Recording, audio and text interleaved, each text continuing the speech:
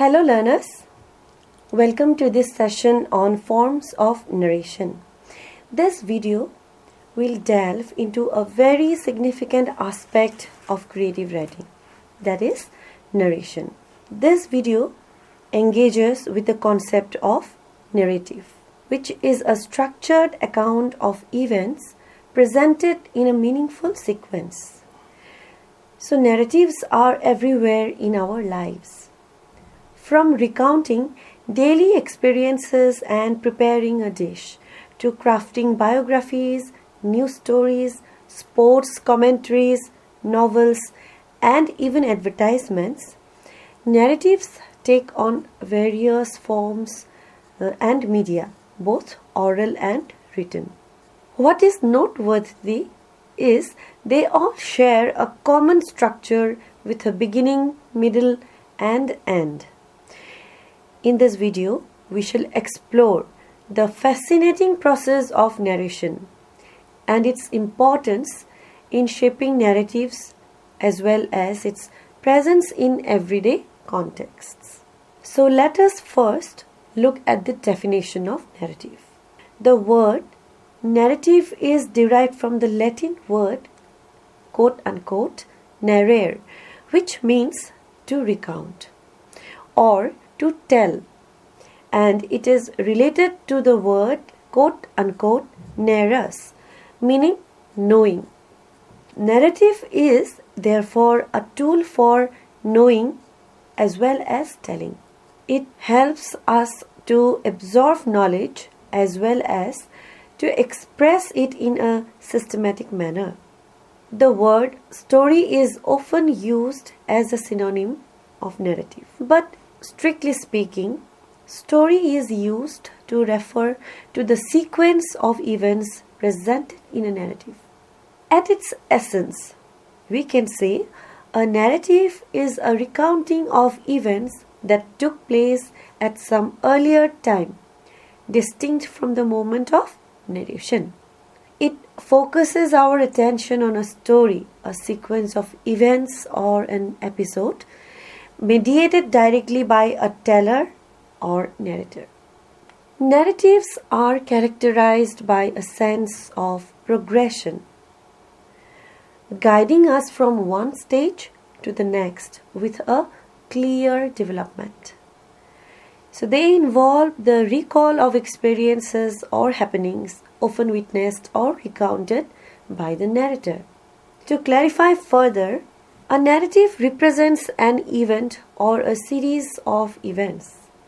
The term event, it is sometimes interchangeable with the word action. So what is a narrator? Well, it's basically the person or voice that's telling the story. Again, the storyteller. And all narrative prose, novels, short stories, they all have narrators. It's essential to their work. And the narrator is very similar to the speaker in a poem. The speaker is the one that tells you what's going on, speaks their voice, speaks their story in the poem. The narrator is the similar voice in a novel or short story.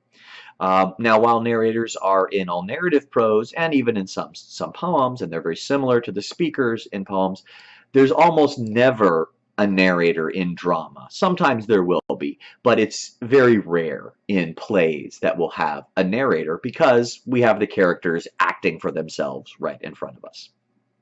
So without an event or action, a piece of writing is not a narrative, but a description. For example, let us look at the sentence, "He is very tired." This is merely descriptive because nothing much happens. But look at this statement, "He is tired as he had to walk 10 miles." Now this sentence qualifies as a narrative. Even though walking 10 miles may seem very insignificant, but it constitutes an event, and which is enough for us to create a narrative. A narrative consists of narration, narrator, narrative mode, and the narrative point of view. So, narration, it is the process of creating the narrative, while narrator is the one who narrates the events or the experience. and narrative mode is the method used by the narrator to tell the story, like the narrative point of view or narrative voice. So, the narrative point of view, it refers to the perspective from which a story is told. It determines who is telling the story and how much the narrator knows about the events, characters, and settings. The narrative point of view shapes the reader's or listener's understanding of the story.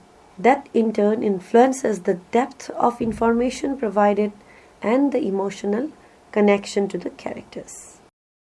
So, let us now look at the main types of narrative point of view. Number 1, the first person narrative. Number 2, the second person narrative. And number 3, the third person narrative.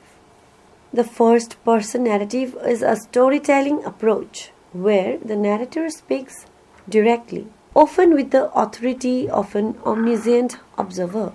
In this mode, the narrator possesses a comprehensive knowledge about time, about the place, and about the people. But they are also an active character within their own story. While the second person narrative is a style that is less common in traditional storytelling, but it is frequently used in letters, greeting cards, song lyrics, and any form of interactive media. In this mode, the narrator addresses the reader directly as you, making the reader feel like a participant in the story. The third person narrative is the common storytelling mode. So, in this style, we see a narrator is detached from the action and recounts events as an outsider, referring to all the characters as he, she, it, or they.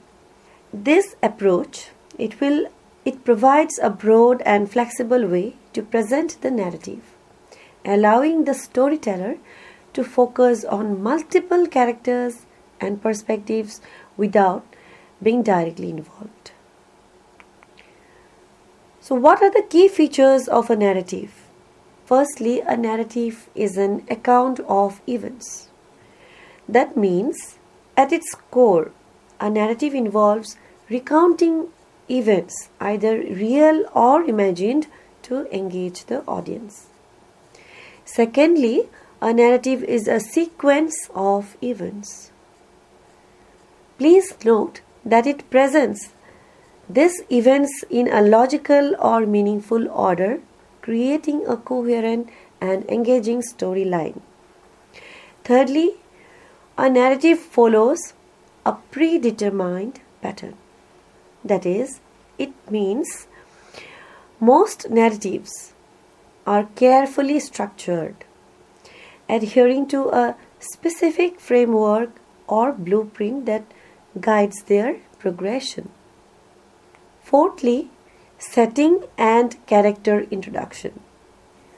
A narrative typically begins by establishing the setting and introduces the characters within an initial situation, providing the required context for the story. Next point is unfolding of tension, conflict, or mystery. So the narrative introduces elements of tension, conflict, or mystery, thereby creating intrigue that propels the story forward. And the next point is build up to the climax. So we see that as the narrative progresses, it builds up to a pivotal moment or climax, the point of greatest intensity or interest in the narrative. And the last is resolution of the story. At this point, the narrative moves toward a resolution, addressing the conflicts or mysteries and providing closure to the story. So, as we move on about our discussion on narrative, one of the important factors is the criteria of reportability and credibility. As writers, we must note certain points such as Not all events or experiences are worth narrating. So the narrator must evaluate whether an event is significant or engaging enough to include in their story.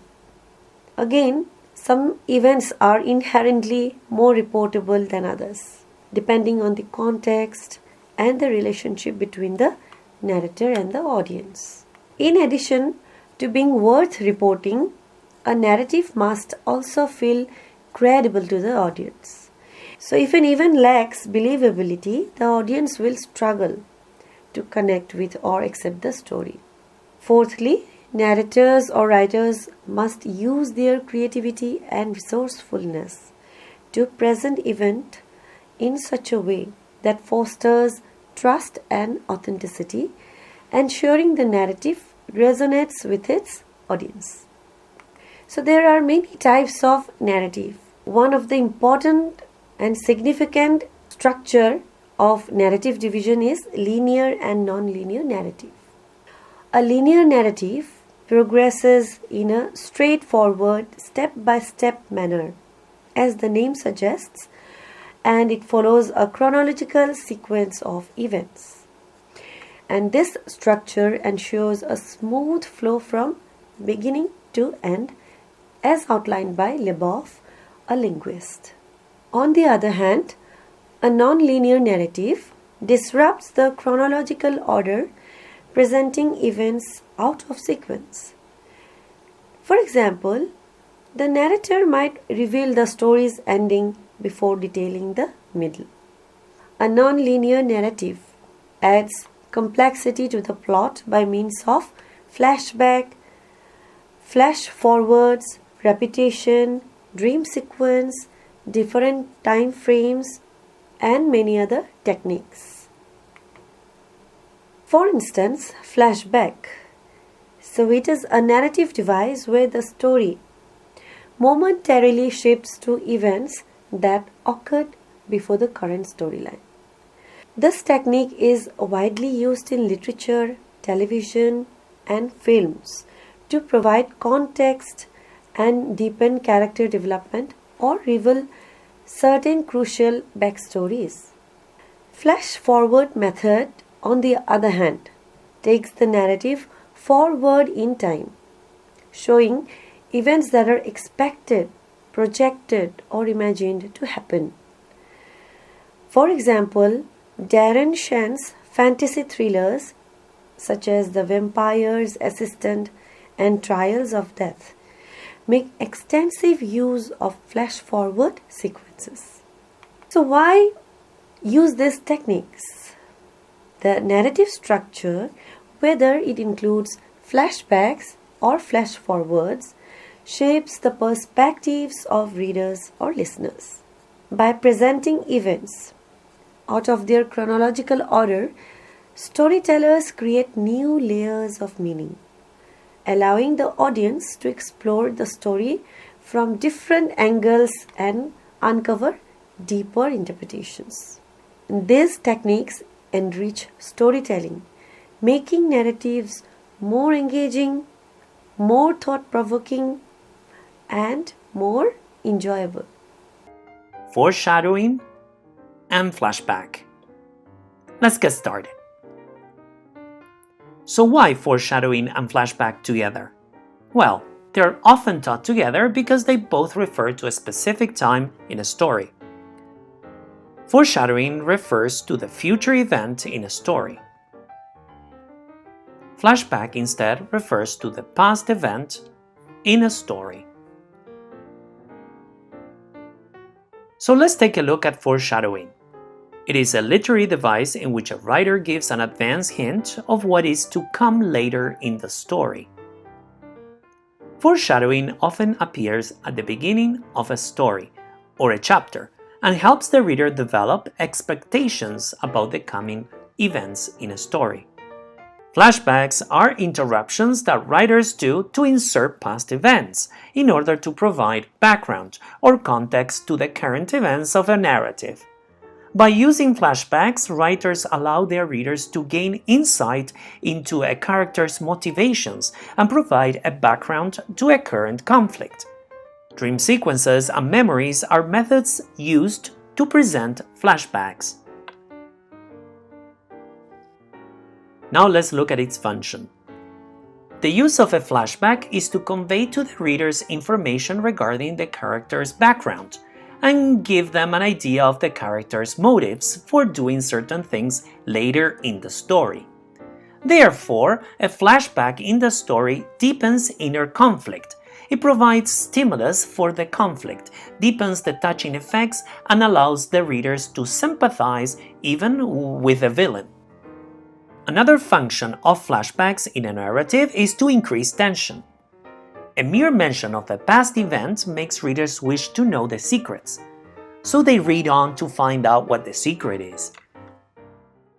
There are certain aspects that we should keep in mind while writing narrative as well as descriptive paragraphs. Let us now explore the key elements of crafting an effective narrative paragraph. We can organize narrative paragraphs in two ways: chronological organization and spatial organization. So, in chronological organization, what we do is, when narrating an experience, this approach it encourages us to arrange the events in chronological order, following the sequence of time. Easy for readers to follow the progression of events. But spatial organization, it is different, because when describing the physical appearance of something, space, it becomes more important than time. And in such cases, sentences should be organized according to the location of the objects. And this method is known as spatial organization. Certain points are very crucial when we talk about narrative paragraph. For example, unity and coherence. So a narrative paragraph must be unified and focused. The first step, it is to define your topic and your topic sentence, which introduces the paragraph and sets the tone. This topic sentence also conveys the controlling idea, which guides the entire paragraph. All the subsequent sentences must be coherent. It should directly support the topic sentence and help to explain the controlling idea. So as we write, we must ask ourselves, do all my sentences support the controlling idea? So if a sentence we see at certain point during the process of our writing, if it does not contribute to the main idea, it should be removed.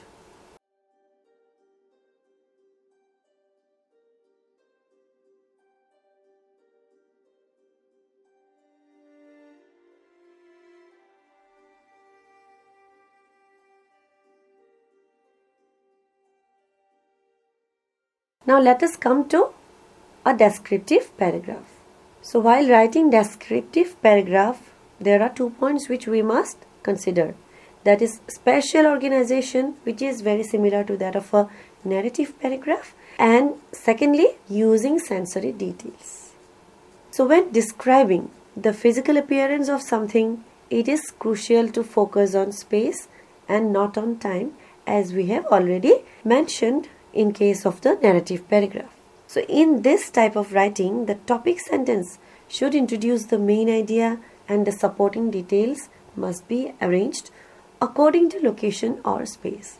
The most important point which we should remember while writing descriptive paragraph is using sensory details.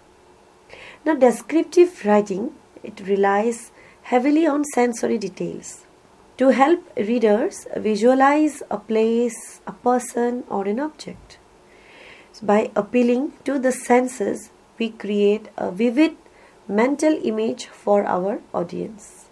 And the controlling idea of a descriptive or expository paragraph, it must reflect an attitude or impression about the subject, giving it depth and meaning.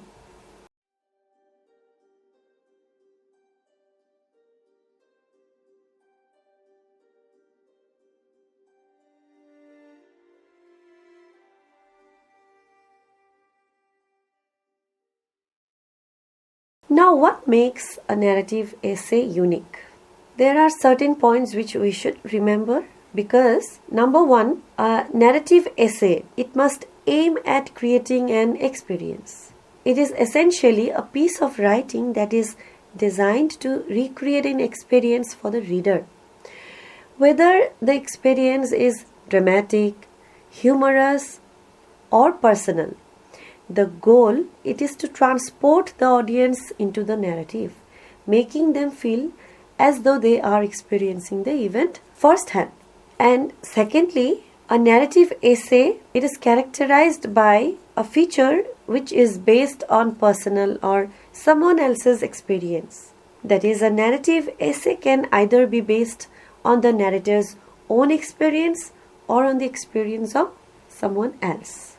A narrative essay, thirdly, must convey a message. So beyond telling a story, a narrative essay conveys a message, or we can say a deeper meaning. Every narrative has an underlying theme or lesson. Not lesson all the time, but every narrative has an underlying theme that the writer wants the audience to take away from the experience. This could be an insight about life, an observation about human nature, or a moral lesson learned through the events described. Fourthly, a narrative essay, it is conditioned by the narrator's perspective or point of view. One of the defining features of a narrative essay is that it is shaped by the narrator's perspective. Whether the essay is told from the first person perspective or from a more detached third person perspective, the way events are presented depends on how the narrator sees and understands them. The choice of perspective influences how the reader interprets the events as well as the emotional tone of the narrative. So let us take a quick recap of what we have discussed so far. So through this video, we have explored the essential elements of narrative writing, including the structure, techniques, and qualities that make it impactful.